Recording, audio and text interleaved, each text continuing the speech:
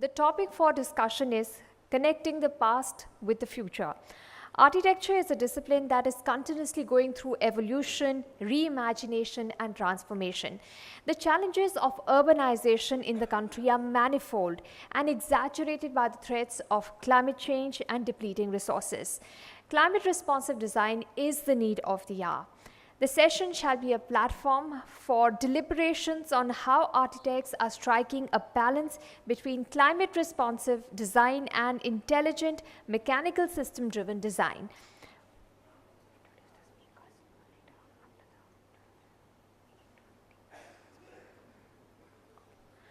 Let me tell you who will be our panelist on this discussion. We will have Professor T.K. Ravindran, Academic Advisor, RICS School of Built Environment, Amity University.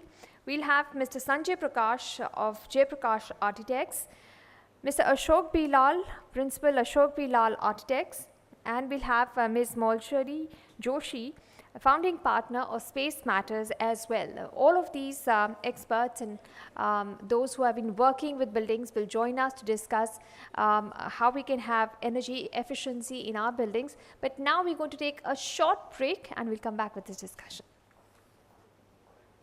on how we build energy efficiency in our building sector.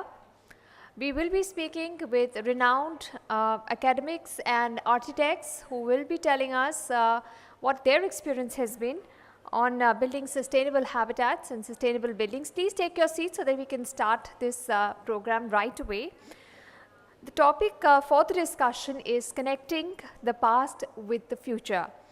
Architecture as a discipline is continuously growing through evolution, reimagination, and transformation.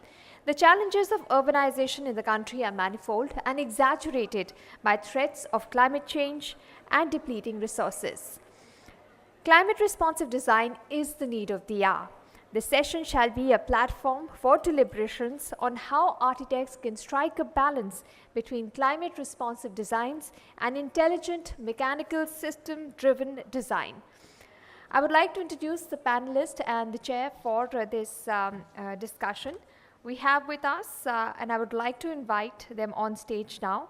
I would request Professor K.T. Ravindran, Academic Advisor, RICS School of Built Environment, Amity University, to please come up on stage and take his place on the dais. Professor Ravindran is the Academic Advisor at RICS School of Built Environment, Amity University. He was earlier a Dean and Professor and Head of Department of Urban Design at School of Planning and Architecture, New Delhi for over 2 decades. He is also the founder and President of the Institute of Urban Designers, India, a professional association of qualified urban designers.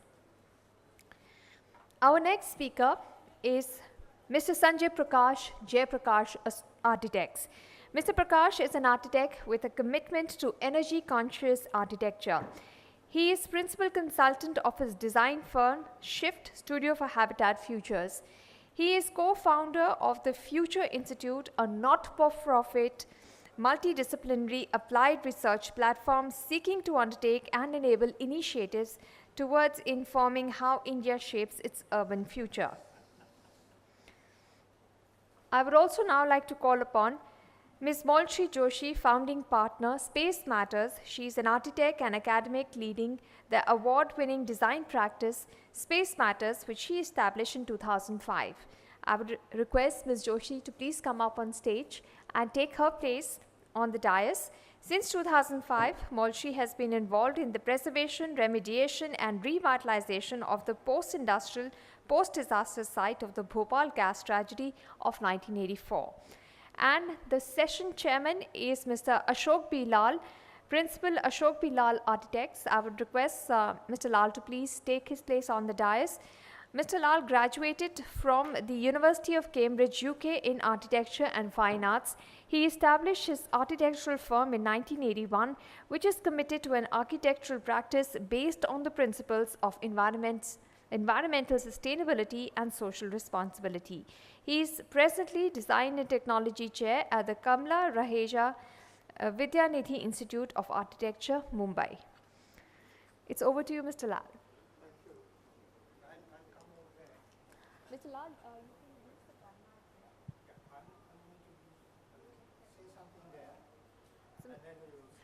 please put your hands together for Mr. Lall. Thank you all very much. What I'm going to do is to, in order to facilitate our discussion, try to lay down an approach to this question of connecting the past with the future. I'll try to do it briefly. And then we will proceed with the discussion. These words that you see here have been taken as polarities, and there have been people who have been talking, saying that anything new and modern is ugly and bad and is anti-nature. And the right thing was what was 500 years ago. That's tradition. And then you have people who say, crafts have all the beauty and all the richness of culture, etc. And this technology is totally soulless and it's not really a culture at all. And we are faced with these polarities in many of our discussions. So let's try and see if we can attack this issue. One of the things that we cannot overcome and cannot look out or ignore are the imperatives of change. And they are, in our part of the world, a growing population, a global shift towards urbanization, and an increase in material demand. And these are the imperatives of change. And so, the proposition that I want to put forward here is that one must recognize the opportunities of continuity from the past and must equally acknowledge the necessities of change of the present and of the coming future. And it is in negotiating these two sides around the central triangle that you probably know you can strategize the future. But this issue has three dimensions. It has a cultural dimension, a technical, and an environmental dimension. If you look at the cultural dimension, and I think this perhaps is the most significant aspect of the change that we are seeing, is that between technology and craft, from craft to technology, what is happening is that the creative capacities and the creative involvement of all people engaged in the act of producing the built environment particularly, is being taken away. We've become automatons in a big machine. And that agency of creative imagination enriching our culture and the discourse of our culture has been withdrawn from us, and we've become subjects to a technological large world. I think this is perhaps one of the most difficult things to overcome as we look at the future. But nevertheless, there are examples of how these can be brought together, because there are certain advantages of the use of crafts integrated into contemporary buildings, as this shallow dome structure and this RCC with hollowed out spaces with mud pots shows. Or the idea of using fine crafted timber, stone in different ways also shows. At a larger dimension, and this is what Professor Ravindran is going to focus on a bit, is the issue of mobility and the size of our urban conglomerations. It is the walkable city versus the motorcar city. Despite all the pronouncement of policy from the center, everywhere you go and look at all town plans, and everywhere you go and look at mobility, design, and policy across the country, we are moving certainly in the direction of the motorcar city and away from the walkable city. But once again, that's not going to work. This is not the image of the future that we can ever be proud of. I'm convinced that this is not going to take us there. Oops, I'm going the wrong way. And the idea, and this is really drawing from tradition, that if you think of the city as land for exploitation, of rent through real estate, you cannot make a sustainable city. You cannot make a sustainable future. This activity has to be strictly disciplined by the environmental and cultural imperatives. again, this is what Katie is going to expand on. We know, and there's enough research and proof of this, that the traditional city, small grain, low, medium rise, high density types of formation meet our present day demands beautifully and keep us within the environmental frame of sustainability. This is the direction that we should be seeking for the future. And there are many designs, and we have example, again, that Sanjay is going to show us, where there are campuses which obey this principle.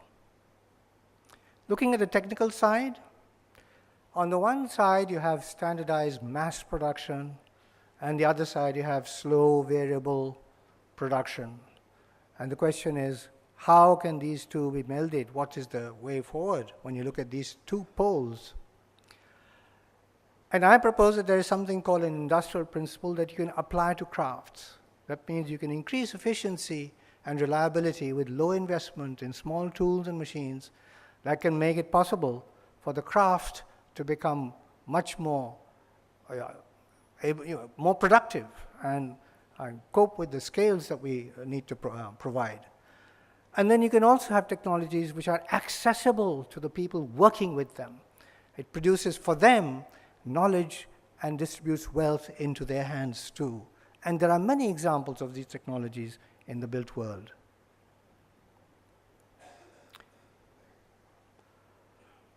Another aspect with technical thing is that we prize, steel, glass, aluminum, stainless steel, and whatnot, and plastics, energy-intensive materials. That's the sign of modernity.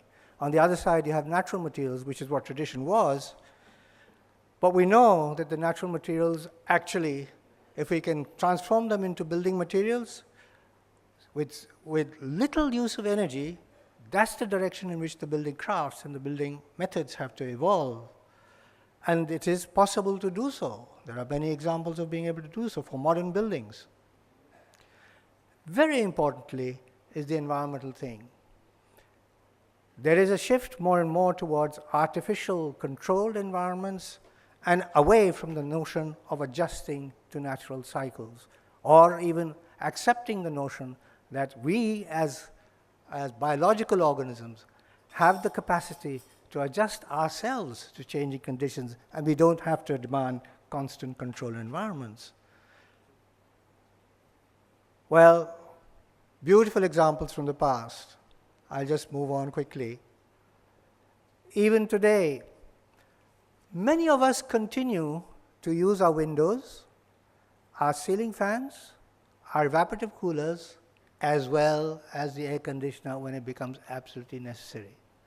This idea of being able to use all the traditional means first, and then eventually relying only on the high energy consuming air conditioning system at the end, is something that we are forgetting more and more. But there are ways of integrating this in modern buildings too. Modern buildings, I argue, must have ceiling fans. Well, finally, this approach to architecture also produces its own beautiful aesthetic. Shading, courtyards, water, and so on. It has its own beauty. So I would say that vernacular traditions or the past embodies economic principles of efficiency in ordering life according to the cycles of the seasons and day and night, and in having a measure of want that does not exceed available resource. This indeed is a challenge for innovation of a way of life for the majority of our citizens as we now move into a novel modernity. Well, that's the kind of framework I've set now, and I'll join the group here and ask them a few questions for them to start their discussion.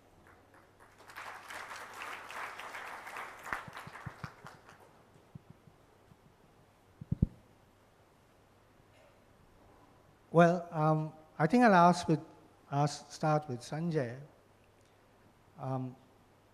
Sanjay has been working in the desert and making the desert work again, as the old cities managed to do in the past. And he'll show us how these old principles can recover life and a bountiful life in a new environment built in the desert. Thank you. Thank you for having me over. We started working 6 years ago in a place called Jodhpur. It's at the middle of the Thar Desert.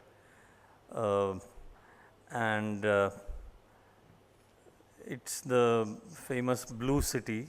The buildings are blue because they used indigo in the dye that they used to whitewash their houses. The cranes are blue because that's the way they are coming from Siberia. The element I'm going to talk to you about today is one part of the work we did, which is the water, which is also mostly blue because it reflects the sky. So this is Jodhpur from Mehrangarh Fort, and some of you might know that Jodhpur was established about 5.5 centuries ago, and it was established as a fortress. There was a hill in the middle, quite a prominent one actually, and because there was such a accident of geography, should we say, but not really an accident. It wouldn't have been established had it not been a hill. The engineers and forefathers of ours who established it at that time did something quite amazing. Every drop of water in this environment was precious. So they just made it work 3 times, 4 times, 5 times, any number of times. And they had every drop of rain, nothing went waste. It was always collected in a variety of structures, which I'll show you. So this is the good old well, and this well works because Jodhpur has a very high water table, believe it or not. 4 centuries have done this. It is so high that people in Jodhpur don't like to build basements because it's a pain to dewater when you build basements today. It's also become higher because of a particular quirk of modern infrastructure, but I'll come to that. So this is a well, and it's got a whole social life around it, and it's nearly always full of water. Typically, water levels in downtown Jodhpur are like minus 30 feet or thereabouts, and therefore we can hand pump the water even now. Now look at some of the constructions that were done in medieval times to create a way to get this water. So while a well typically has some kind of a pulley mechanism to get water from the level that it is at, the structure on the left, which is called a bauli, is simply a step well. It's a one-sided step well. So instead of using a pulley mechanism, you actually walk down to the water. It becomes a social space traditionally, not used very much anymore because of water coming from a tap, which is unfortunate, but anyway. So you go down and you fetch water in a ghada and come back up again, and that's a bauli. And then the bauli developed into something called a jhalada, which you see is a 3-sided step well, which also serves as an amphitheater and a place for theater. So what you see on the left of that picture is a 3-story theatrical stage, and one can imagine that the queen would have got some pride of place on the right hand side, while over the water she would have seen some kind of a dramatic performance. So you see how people's lives started getting tied up culturally also with water. This is the tank which is on the upper reaches of Jodhpur.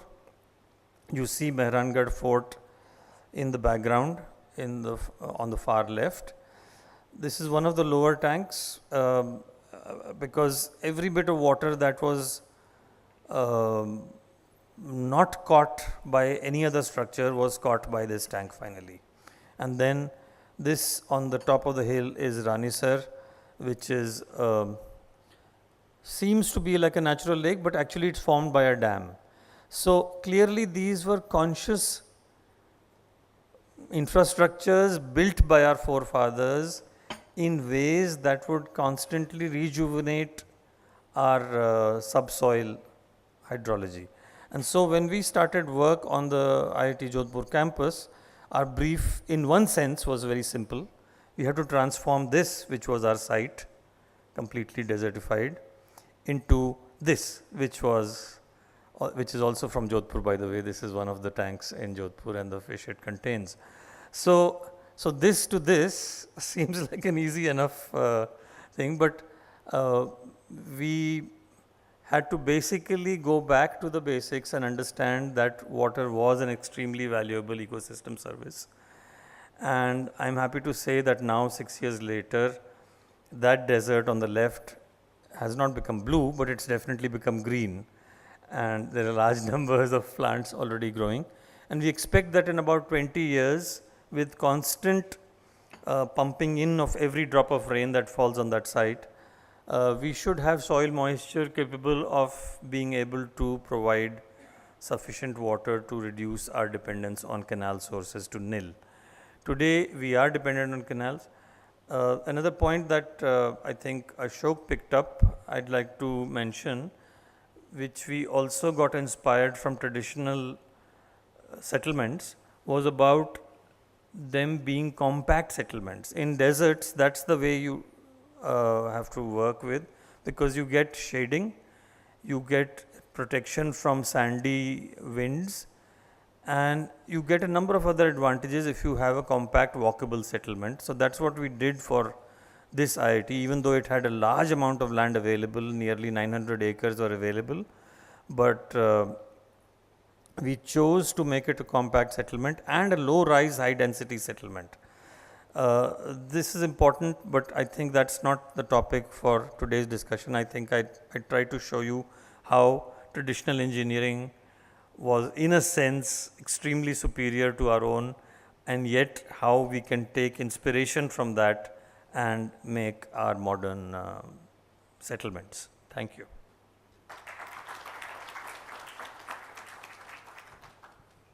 Thank you, Sanjay. Moulshri, you are dealing with a different problem. You're dealing with the problem of what we have inherited from our recent industrial past, despoiled landscapes which need recovery. And there must be some deep wisdom that will tell us how to get them, recover them back as livable spaces, as habitable spaces, and spaces with stable ecologies. Moulshri. Thank you. Almost all the good knowledge about working with traditional architecture is very much in this room and on the panel, so I'm not going to be able to add very much to it. I thought I should look at a more recent past and share some of the current very topical issues that we are facing in our cities. Charles Correa, in one of his seminal reports of redeveloping Bombay, said that one of the cities grow by recycling land, and one of the biggest challenges that we have in urban land today is recycling industrial land into another kind of use. So when I was asked to come onto this panel, one of the brief also spoke about challenges to the profession and to the practice. And I thought I should talk about one or two examples to really reflect on what are the kind of questions that challenging problems are demanding of our profession as architects. What do we do when we are faced with sites which are large, which are polluted, which occupy a lot of our public memory? How do we deal with them? Okay.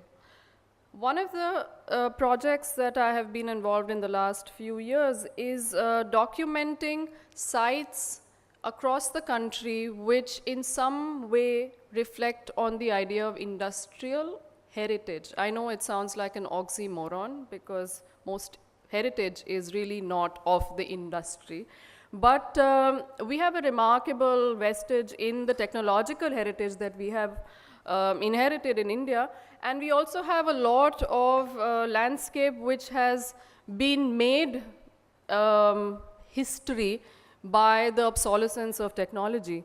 So I produced the first atlas collecting about 100 sites from all over through various sources of what is it that we have in our hands. And it was an exercise which opened up a sort of, a very, very interesting range of things that we are dealing with. I just have two little things there on the side. You see one site is a Jharia coal mines. These are mining sites which have been on fire for 100 years.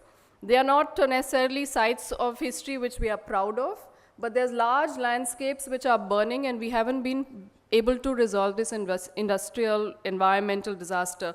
The second one is a site closer home, which is the IP thermal plant. Some of you have seen it on ITO, which has been lying decommissioned for several years, and we haven't been able to figure out what to do with it. So sites which are just important because they are in our cities, but also large landscapes which are just sites of mega disasters. So there's a map like this which appeared. Why is this important? Why is this something that I did? Actually comes back to a site here. This is a photo which is very, very powerful for me, because when you talk about past and present and future, it actually collapses everything. This is a photo from the outside of the Union Carbide site in Bhopal, the site of the one of the worst industrial disasters of 1984. And this is a photo where children are playing right outside the factory boundary wall. This site, as some of you might know, has also been the battle for environmental justice, one of the longest survivor movements in the country, demanding access to clean water, clean soil, besides, all these other issues of humanitarian rehabilitation. So this photo is very interesting, because what here is the past and how do you reclaim this? It's a memory, it's a baggage of memories that we are not very proud of. It's a site of what William Logan calls pain and shame, but it's also something that used to be a technological sort of monument. When it was built in 1969, New York Times called it one of the most beautiful factories. When you inherit a problem like this, which is both monumental, extremely polluted, dealing with social, cultural issues, how do you build in a site like this? Do you build by building in a traditional sense of the word, or does it press upon and challenge your ideas of practice in itself? So this is something, a site like this, just some more images of where it, what it is like now, and what it could be really. And this is a way to sort of unpack the idea of the past itself. This is something which is borrowed from the idea of Hiroshima, where you're looking at turning a problematic past into a power for the future, where you're saying, I experienced something which was a very painful moment in history, but I could turn it around to become a site which is really a nerve center for discourse on sustainability, on peace, on reconciliation. Can we do that in Bhopal? I'm not going to get into how all we can do it. I'm going to pick just 3 examples. And Professor Lall talked about environmental, cultural, technological sustainability. I'll pick just 3 similar ideas. The first one is looking at dealing with the landscape itself. A lot of the traditional ideas is about building a building for an architect. What do you do when you inherit 77 acres of toxic landscape? Nobody knows what it's polluted with, but you can pretty much be sure that it's not fit to be converted into a public place. What do architects do in a situation where you're inheriting complexity in the way of, nebulous data on pollution, no real, long-term sustainability, long-term investigation of how the soil has been? How do you intervene with your tools of, design and landscape? So here is an example. The map is just a sort of methodological example where we said, okay, if we are inheriting a site like this, can we translate all the scientific investigations, which are, as you know, in forms of reports, not maps, into a sort of geographic, document? Can we translate all the pollution data and see what is it that we are dealing with, so that we are able to work with it? The first step was, what do you do if you don't know? So why I put this example is because that's not traditionally what architects do at all. You're not supposed to read data from CSIR institutions and translate them. But what do you do if your site surveys don't exist? So, well, that was one, and it took almost 2 years to translate, this much of reports into workable maps. And linked to that, and why again we did that, is because the landscape strategy to recycle this land was to be able to work with plants. Now, I want to put this in context with the traditional or the more sort of dominant technological ideas of reclaiming industrial sites today, which are that you burn and you dig and you burn. So you have ex situ solutions, and you almost always use your site as a sort of wasteland, and you dig all the soil and you put it into an incinerator. In Bhopal, you're talking about a stadium full of soil. Is that a sustainable strategy? Does the soil warrant a strategy like that? Is it in any way a testimony of our past? So we said, well, what about the inherent beauty of plants to reclaim the soil? Is it possible to deploy nature in a slow, and I know we're talking about fast stuff, smart city, urbanization, is it possible to do slower things to reclaim this soil? And look at this, the site is already overgrown. It's a jungle. You can see the, the historic the tank from where the gas leaked, but the site has been taken over by nature. And the current ideas of industrial nature are that this can be a very, very powerful agent. So you're not putting your site to use by making manicured greens, but you're planting in conjunction with the past of the site, which is the pollution, and you're matching it to beautiful sort of set of plants which can extract the pollution. And this is amazing because almost like an entire periodic table can now be reconfigured to a periodic table full of greens to match it and make it a landscape strategy. This is just an image of how it, how it could become a public space with its own problematic history and become a learning document for the present. So this is just a sample image of how it could be with mustard plantations, which can be a great extractor of heavy metals. Another just a small example of lateral thinking. This is a museum in America which collects and displays soils from sites of problematic past. And we said, if you cannot burn, why don't you use soil as an exhibit? Build with soil, contain the soil, keep it away from people, but don't, for God's sakes, put it into an incinerator and transfer your problems. So this was an example also to communicate to, bureaucrats that it's possible to think through this problem in a more creative way and not just, fall into the trap of a faster technology. And finally, this issue of cultural heritage.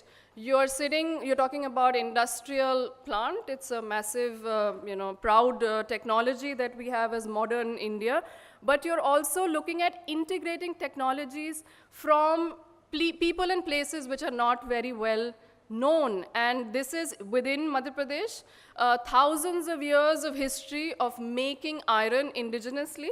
The iron pillar in Qutub is possibly a product of this industriousness, which Bhopal actually erases the story of Bhopal and the tragedy.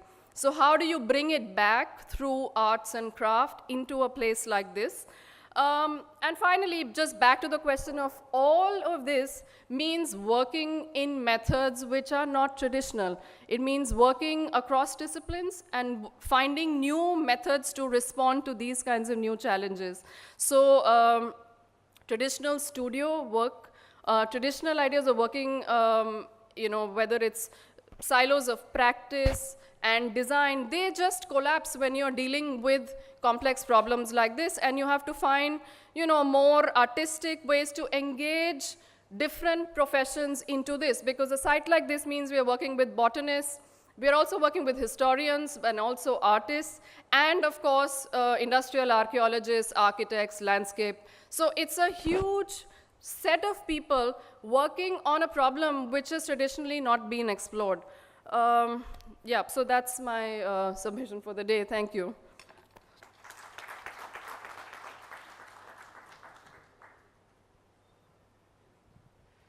Thank you, Moulshri.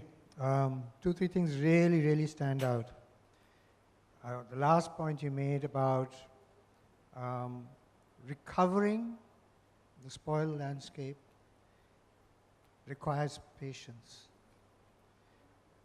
and that it requires a multidisciplinary approach. It is not a matter only for one kind of engineer or one kind of architect or one kind of landscape person or soil mechanics guy or whatever, a water expert, but it really needs to bring all of those together for, let's say, Mother Earth to be able to recover herself. And I think this notion of transforming cities as they change the economic base, their productive basis, and land has to be put to new uses is a big question.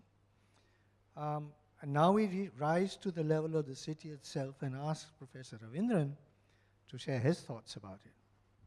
You want to take this? You want to stand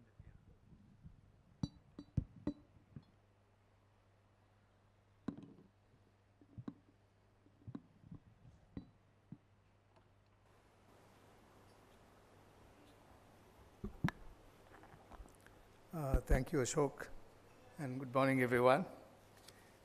I don't have a presentation to show you, but I have a set of ideas, one core idea to share with you, and I'll do that in the next 10-12 minutes that's allotted to me. Basically, if you look at what are the new aspirations of the field of urban design, which is where I come from, what are its new aspirations? I have listed down 10 things which are its new aspirations. And finally, I'll show you how it connects with the past. The first aspiration in terms of urban design is to move away from the idea of the suburb and the dispersed city and move to a compact city form.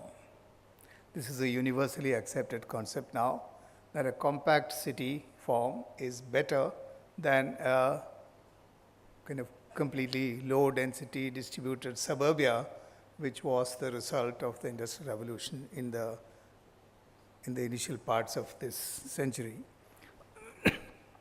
So compact city form means a number of things. For instance, it means better mobility, which has lesser transportations to do. There are many other devices which are also parts of the new aspirations of urban design to meet, like mixed use, in which we move away from the traditional industrial mode of zonal planning, and we try and mix uses which are compatible with each other, so that every activity which is mixed, normally they say if you mix more than 3 activities, it becomes a mixed use area. So every use is able to salvage its own environment and able to survive and thrive. So it can't be like housing at the expense of commerce or commerce at the expense of housing and so on, but bring it to a mix where it is healthily surviving and growing together. Third issue is to achieve optimum densities. That is, we always aspire that we can't have unsustainable densities. The best example was the recent misadventure of the government in Delhi, where the NBCC were asked to develop housing areas for government with a 4 FAR, and which is completely destructive of the physical environment and would have resulted in cutting down of almost 17,000 trees in the heart of the city. This was only 3 projects, and they had many such projects in the pipeline, the central government had, and NBCC was tasked with this. But there's been a great hue and cry from the professional community, and finally the court has also questioned the intent of this development. as well as the DDA has now, the Delhi Development Authority has now come around and said, bring down the FAR to 2 from 4, which was, the reason cited was that there is not enough water to service 4 FAR at the city level, which is a great realization, but came too late. So that's an example of how you need to bring down the density of development to an optimal density where there is a balance that is achieved between the urban services, resources, and the built form.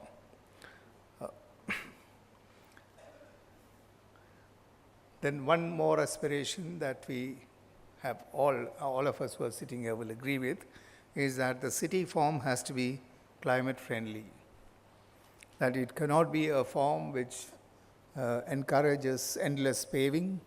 It cannot be a form that encourages unsustainably tall buildings with an unsustainable amount of glass on their facades. The form has to be such that it is not contributing any further than normal building activity would do towards the climate change issue. So this is a central aspiration of any kind of new urban design. Next, we have the idea of attaining certain amount of social cohesion in communities, for which the best device that we have at hand is the neighborhood planning, which was originally intended to keep the community together and help families realize their requirements within a walking distance. This is a major aspiration even today to ensure that communities, even in a state of differentiation that you would have in a large city, communities stay together in terms of their functional use and in terms of meeting the requirements that they have on a daily basis. Then we have pedestrianization. So pedestrianization, as you all know, is a new word, an old practice which has now become a new design aspiration. And in pedestrianization, we look at how we can calm the city. We can calm down the city, not increase its speed, because we now realize that increased speed actually increases the urban angst. One of the reasons for the increased amount of rape and road-based crime in Delhi is its increased speed.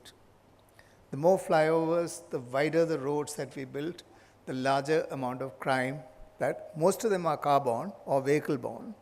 That is, they either occur in driving cars. Many rapes happen in Delhi in cars which are being driven, or they happen in buses.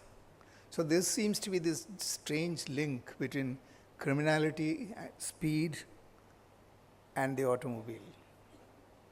So this is an issue that in contemporary planning we try to mitigate by improving pedestrianization for slowing the city down. And when you slow the city down, people begin to look at the detail in the city. That is, when you slow down, your ability to comprehend visually increases considerably, and therefore the scale of operations in the environment by natural response will come down in scale. That is, when you have a large highway, you find enormous hoardings on the large highway because of the speed that is available on the large highway. When you come down to a pedestrianized street, you will find that people respond, shopkeepers respond by fine-grained responses because they know they have your attention. So the shops begin to look better, places become more amenable for transaction, which is part of the vibrant city that we have in India. So this pedestrianization is also a new aspiration in urban design. Yeah? Next issue is that of public spaces and the street as a public space.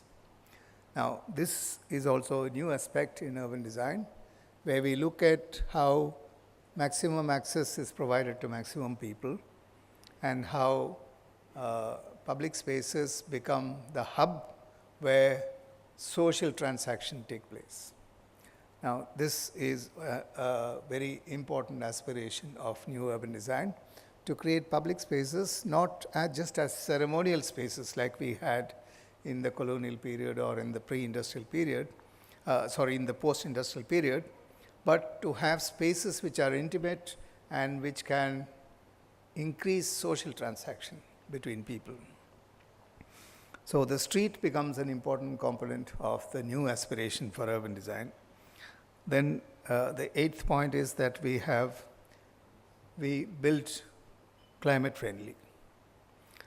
That is, we want to reduce the energy intake in buildings. That's why we have the entire green building movement. We want to decrease the level of waste that we have, and we also want to ensure that we have water security.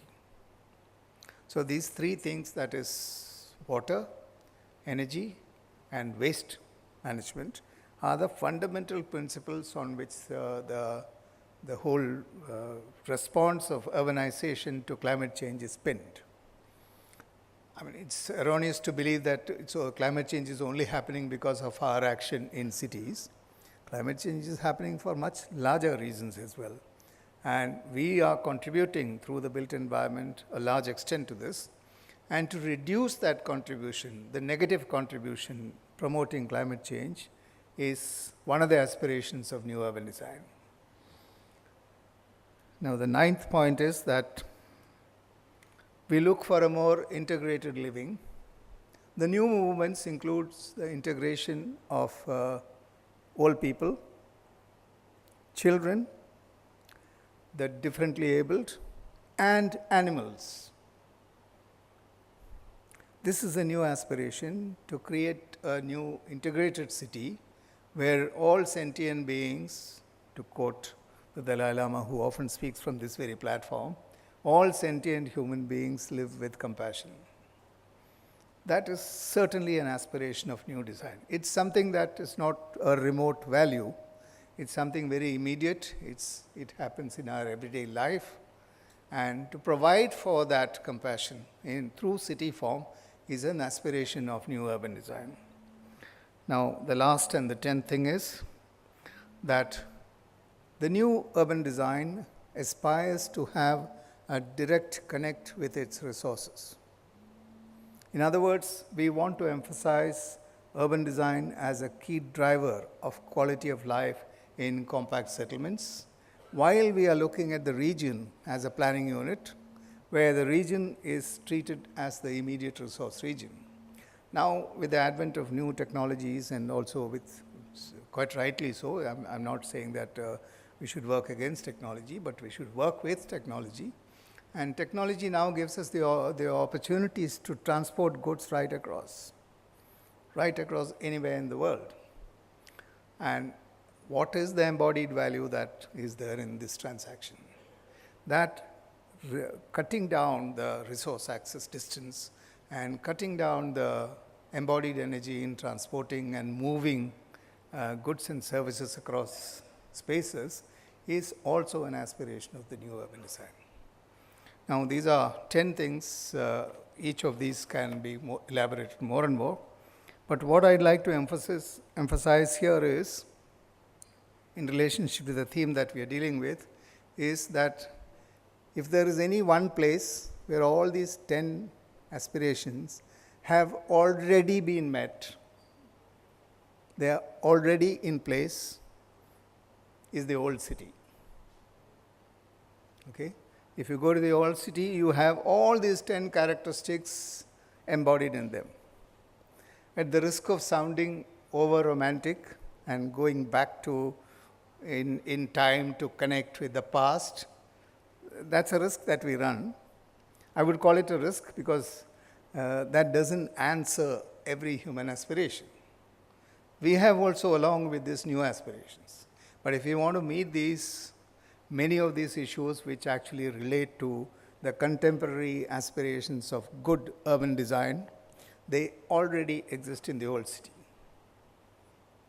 I was very happy to hear Sanjay Prakash presenting Jodhpur city, Jodhpur city is a graphic example of how an old city can be designed and how sustainable that settlement is.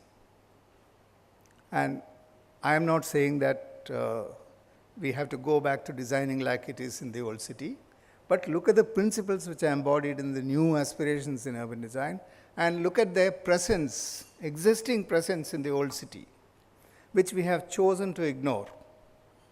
We are not investing any money into our old cities. We are not investing any money into rescuing these spaces which are already the answer to all climate change issues. They are already the answer to all the new aspirations in design. So why is it that we are not looking at it? This is an important question that we need to ask. I don't have the time to provide answer or multiple answers to all these 10 issues that are raised, but I'd like to leave you with this question. And I think if you visit Jodhpur, Sanjay just showed us that Jodhpur is an excellent example of how all these issues have been met in one city. Yeah? So do visit Jodhpur, and I can assure you that it will open your eyes. Thank you.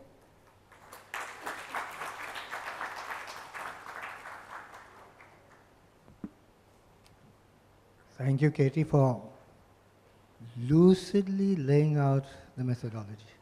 Okay, it's all there, lucidly laying out the methodology. It's all there. And it's just a question of paying attention to it, right, as we move into the future. I think we've got another 10 minutes or so. Do we? Timekeeper? Yeah?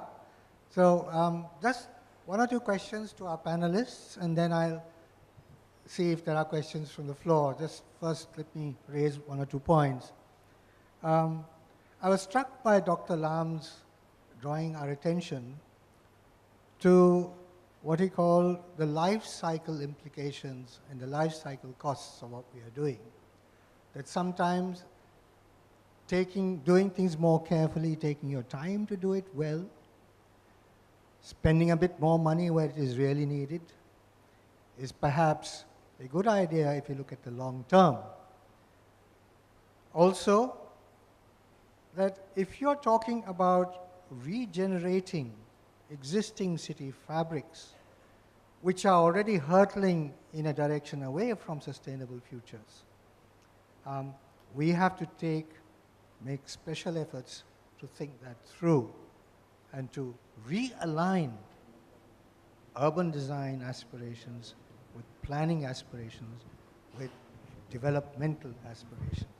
So my question to the panelists really is, if you can reflect on it a little bit, is that if I see that there is a conflict between the urgency of what you have to do, whether it is climate change, reducing energy consumption drastically over the next few years, and the demand of growing urban populations, if there's a conflict between the urgency of rapid growth of the cities and the difficulties of integrated planning that you're talking about, what should be our strategic thinking? Any thoughts from you? Katie, you start.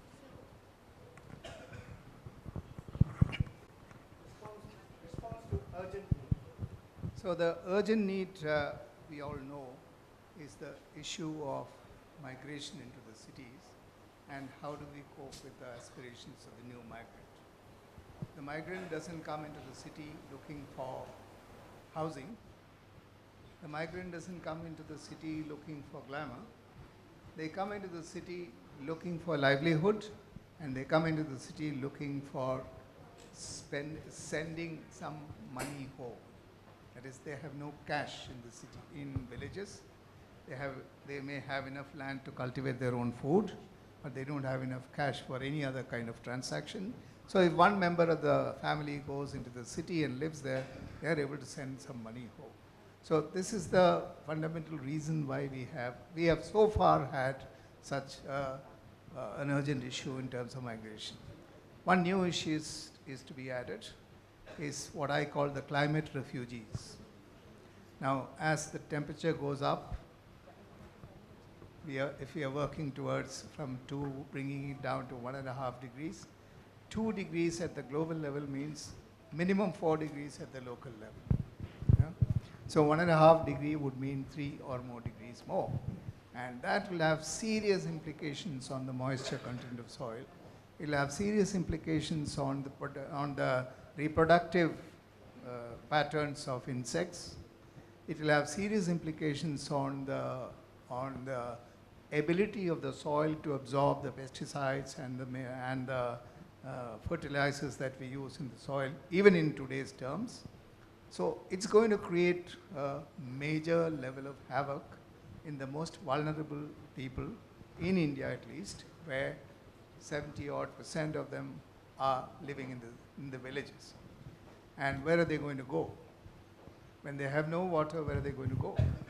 They are going to come into the city because we have piped water, often at their expense. Yeah?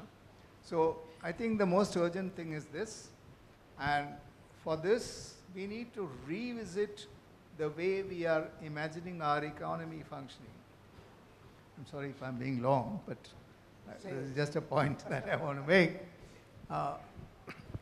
For instance, our economies are moving towards larger and larger, higher and higher levels of consumption, and therefore our answer to that is just to use metaphorically an example. I have nothing against the Walmart, but metaphorically speaking, we are moving towards a Walmartization of our economy. Yeah? So what is the result? Result is large sheds which have no character of any sort, large requirement for land, not only for storing the materials which are centrally distributed to various places, large amount of land required for parking, large amount of energy required for transportation and to retailers and from sourcing from production. It's a huge folly that we are going to fall into if we are going to change the scale of our operation. And I'd like to quote again the example of the walled city. I can tell you that the fundamental vibrancy that you see in the Indian city is because of the small scale entrepreneurs and operators who live and work from homes and who work on their streets. That is what is giving the vibrancy to our cities. We will be devoid of that vibrancy if we don't look at how the economic patterns are changing. And this is a very urgent issue that it's going to lead to the destruction of the character of every one of our cities, and then it will lead to a kind of a highly energy inefficient, high level of consumption, which means that much more waste generated, that much more energy consumption, that much more water requirements. I mean, it's a disastrous path that we are moving towards. So unless we can reimagine the economies of our regular transaction systems, and unless we take cues from the old city and how they functioned in terms of household industries and having the production inside the house and living at the back of the house and transaction in the shops right up front on the street, there was a whole integrated system which short-circuited this energy requirement. So we are moving away from that, and that, I think, is one of the fundamental ways in which we can meet the urgency of change that's happening, negative change that's happening in our cities. I don't want to elaborate anymore, but I have a slightly different take on this, and you talked about economy, so I'll take it from there. We're looking at a sustainable urban form, and we're looking at new uses. Just for example, all of us are consumers. We are getting stuff from Amazon, Flipkart. Where are their warehouses located? We have career launcher, IS training institutes. Where are these coaching classes being held? So many of the new uses are being, the demands are being met from our Lall areas, from our villages. And the question is, so this is one of the spatial demands of the new economy. The thing is, the other example that you took, Katie, was about the GPRA colonies being redeveloped, and the demand is of parking. We're talking about parking thousands of cars, because that's what your ECS demands, in a site which is small, where you need to build a lot of dwellings and therefore a lot of car park. The demand is how do you accommodate so many car parking and yet preserve the trees? So there are all these conflicting demands on the space, and my sort of contention here is that as a community of architects and planners, the urgency has not, we haven't stepped up to the urgency. We have not provided spatial solutions, whether it's in the imagination of smart cities or extensions of old cities or redevelopment of old cities. We haven't provided spatial solutions. I don't mean policy solutions, but what does this animal look like when you have a small time entrepreneur from an old city now housing a Amazon warehouse in his, in his village. So we haven't stepped up to these new demands to say this is how this imagination of the past needs to be integrated in the future. And when we do this just to keep up with the urgency of the economy and everything else, we have solutions like we have seen in the case of the redevelopment of the Delhi, some of the Delhi GPRA colonies right here in some of the greenest areas of Delhi. So I think in some ways this is also about stock taking and taking responsibility that as practices we have to come up to accommodating those thousands of cars. Of course, we need to also push back on the construction of, why should you need so many cars? But at the same time, if you are going to house thousands of people, how do you build tall and save the tree? Where is the technology and the imagination to do that? So it may be sort of easier said than done, but the doing hasn't come from us very, very clearly. So we are talking about the past, and we are not showcasing these new demands in a manner which integrates all of this. Where are the people? Where are the migrants? Where are the poor people? Where are the women? Where are all the new things, or I mean not the new things, but the new issues that we must respond to in our architecture? So I think the urgency, we need to keep up with the urgency by stepping forward with the solution. Moulshri, I'd just like to bring to you very good news that there's a lot of work that has been done in that direction, and it is out in the public realm, and it is being debated and discussed quite actively, but mostly in professional and academic groups. When it reaches policy, I'm afraid we're not able to communicate these new findings, new configurations of space for a modern world, which talk about the aspirations of urban design that we've talked about. I mean, that's the kind of life we want to be able to move forward into. And we definitely don't have to face the necessity of 3 stories of car parking under 11 stories of superstructure. We just don't have to do it. There's no necessity. This has been established. It just needs to be communicated effectively. Now, can you say something? Yeah, I think this is quite important. The communication is the key, because despite the fact that I empathize with what Katie is talking about, I don't believe it's going to happen. This is because we have actually made a Faustian bargain with finance. Most neoclassical economics today is based on the primacy of financial parameters as being practically above all others, ecological parameters, technical parameters, and so on and so forth. So we can only realize the value of, say, water when we find that we will not be able to drink money. Till then, we will continue to think that water does flow out of a tap and it can be bought at whatever, even bottled water can be bought and so on and so forth. So there is a huge economic restructuring that needs to be done, and there are not just time, there's not just urgency, there's also scale. How many times have you heard captains of industry goading professionals to say, okay, this is a good solution, but can you scale it? You know, there are so many different ways of scaling that it isn't even funny how scaling is considered just one kind of scaling, which is that you build a large warehouse or a large factory, have large markets, have a large business, and so on and so forth. It's not the only way to go. there are at least 3 or 4 other viral methods of scaling. I mean, is Uber scaled? Yes, but does it mean that it has large amounts of infrastructure of its own? Now, one can argue that Uberification is only a veiled form of Walmartization, but still, the point I'm trying to make is that there are variety of ways by which we can address the business of urgency and scale, which are both kind of interrelated.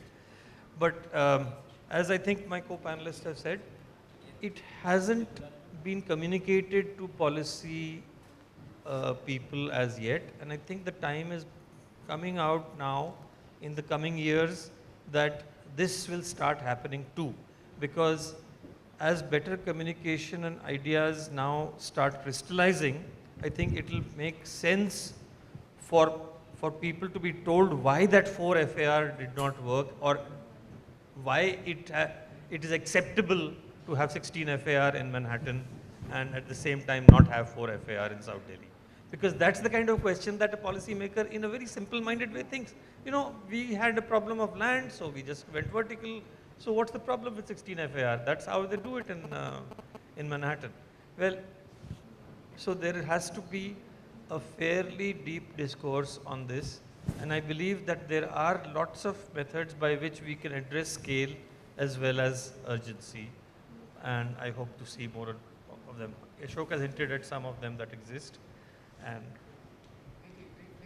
I quickly want to comment on the points that you raised, Moulshri. The Institute of Urban Designers India had held a competition for the same project with the same program. Yeah? And in that, we finally awarded a scheme which saved 97% of the trees and met the requirements. Okay? So it is not that there are no solutions. The solutions are not explored. I will not elaborate for want of time. I'll be happy for a discussion afterwards. And the second thing is about the storage that's happening in the old cities and in the villages. One of the main reasons that our old city environments have completely degenerated is because A is gross neglect in terms of recognizing them as valuable assets in our changing climate. B, because of the exploitation of the space that's available in the old cities by wholesale markets and storage. This is one of the main reasons why they are in such a degenerate condition. That's why people are abandoning those places and going into areas to live in multi-story flats in Noida and various other places. So this is also a long discussion, so I will not go into more details.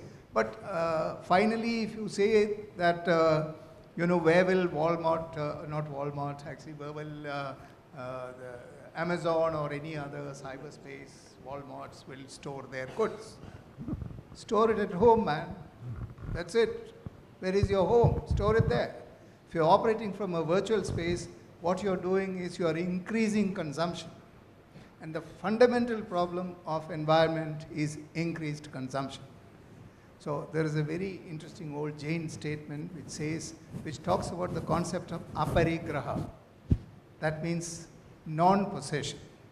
So the final solution to the problem of climate change, problems of consumption, problem of all these contemporary problems that we find is in excessive consumption. So if we learn to dispossess, of course the Jain Munis went to the point of dropping their clothes.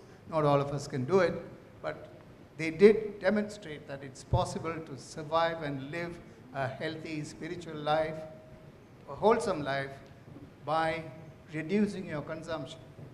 So if more and more consumption and more facility towards consumption is our aspiration, then we have no escape from 4 degrees into climate change. I won't elaborate anymore, but it's a large issue, a number of large issues. Yeah. Thank you. Just a couple of questions. Yeah, and then you.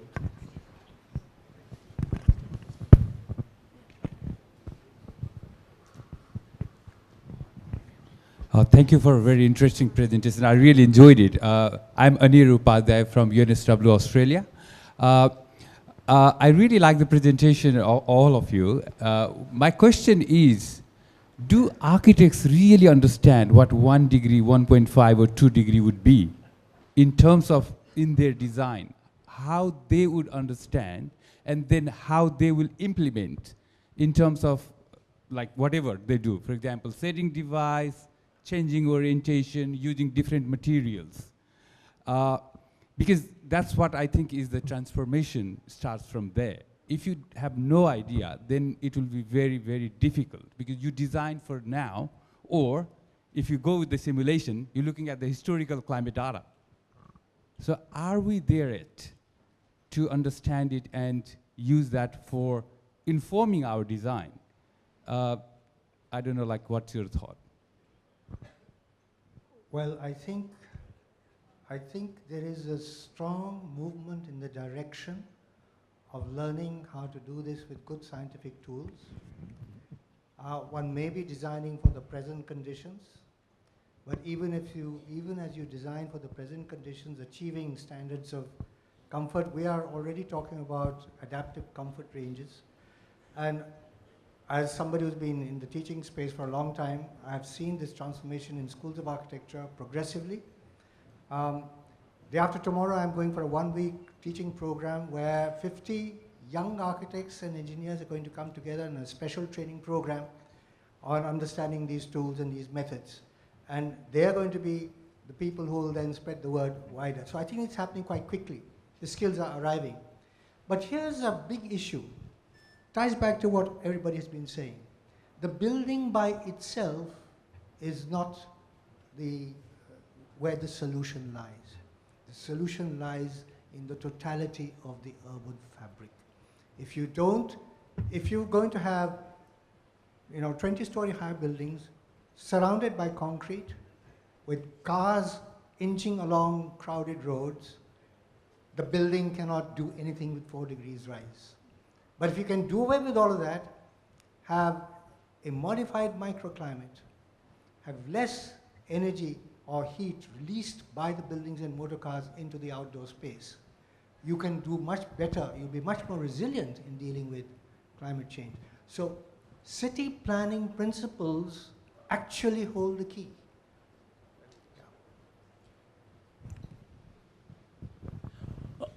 I am Dr. Dongre from National Chemical Laboratory, Pune. My question is to Joshi madam. It's very interesting presentation because you want to reuse the land which has been spoiled by pollutions or some industries. What I could see from your presentation, since you said about CSR other things, I think for reuse of such lands, you need to involve the right technical people, chemical engineers or chemists or pollution delay. Because if you as an architect, if you want to read the report which has been written by CSR people, I think you may not be able to understand, and I don't expect also. So in such cases, instead of working on yourself own, it's better to involve people, because if I see this 34 years old industry, and till date, I don't think there are any polluting gases or absorption, because you have shown the children are playing around. So what the fear which we have in mind, that this land is highly polluted, so we need to analyze. It's not necessary that just immediately you go for incineration, that's not the solution. So this fear of pollutions and other things which is there in the mind of common man can be removed if you involve the right kind of professionals. So we're deviating a little bit from the topic, so I'll be brief and maybe we can talk after. But the thing here is that you underestimate the curatorial power that architectural practices can bring to complex problems. At no point am I saying that we are working without scientists. We are working with NEERI in Nagpur, IITR and CPCB, but the point is who curates the imagination of how the land will become a public space is crucial, because an engineering imagination converts it into a landfill. So that's my sort of short answer to this. So of course experts are required, but there is a generalist approach of curating multiple disciplines, which is what many of us have talked about today, which is crucial to be able to solve some of the lingering issues that we haven't been able to in 35 years. So, so if I want to buy Okay, yeah, sure. So if you go to Chandigarh, because it has tight FAR, there's expansion happening in Zirakpur and everywhere around it. If you look at Delhi, if I want to buy a house, I have to go to Noida and Gurgaon because of low FAR. There's no increase in the stories.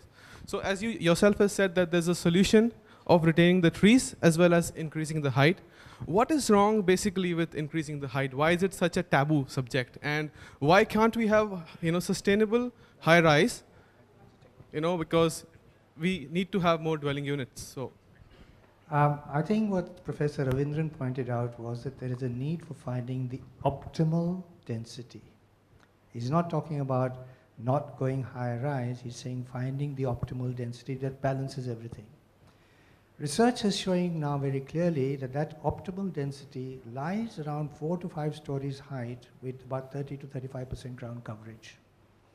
It gives you, within the space available in and around Delhi, a potential to increase its population by 2.5 times, all right, and still being much more sustainable.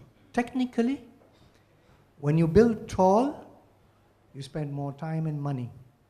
When you build tall, you spend much more steel. And goes back to Professor Ram's point about energy-intensive construction, which creates carbon dioxide emissions in the process of construction itself, consumption of material. When you build tall, you spend 2.5 times the energy as compared to 4 to 5 story high buildings to take water up and people and goods up and down, right? If you think of a regenerating city, if you've got 4 or 5 story high buildings and small grain, they will regenerate as if it's the skin of, it's your skin. Grain by grain, it'll regenerate, it'll be actually a healing and rejuvenation of the city. If you think of 20-story structures being pulled down, it's like amputating an arm and creating havoc. So the DNA is the optimal density. It's not about just going high rise. That's not the solution. Nor is it about keeping it absolutely low rise. It is about finding the optimal density. Yeah. I just want to suggest that, I don't know whether you've been to Paris. Visit Paris. It's a fantastic example of a thriving, throbbing, culturally significant metropolitan city, only 4 and 5 stories high.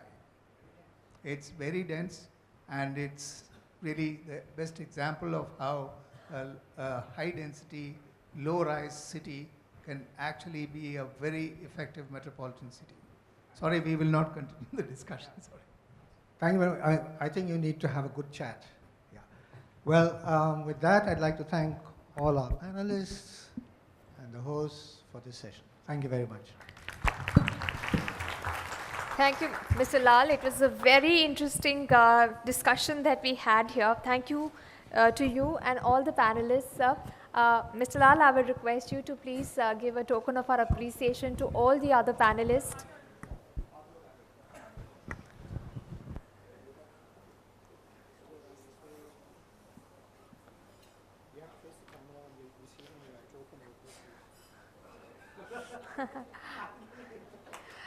Would request Mr. Lall to give a token of appreciation to Ms. Joshi first.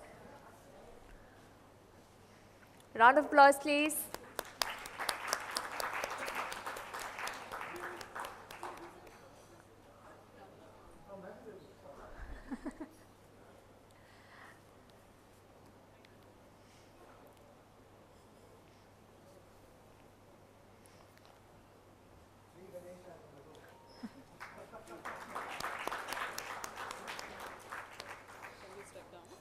I think they may want to take a group photograph.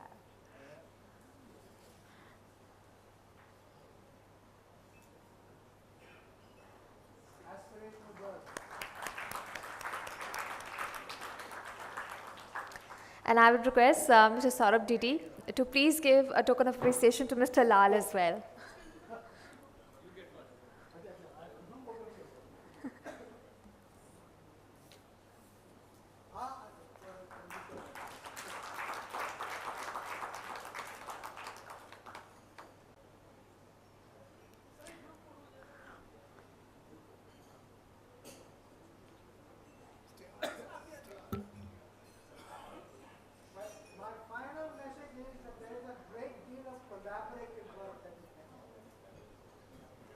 A big round of applause for our panelists and the sessions chair and Mr. Didi, please.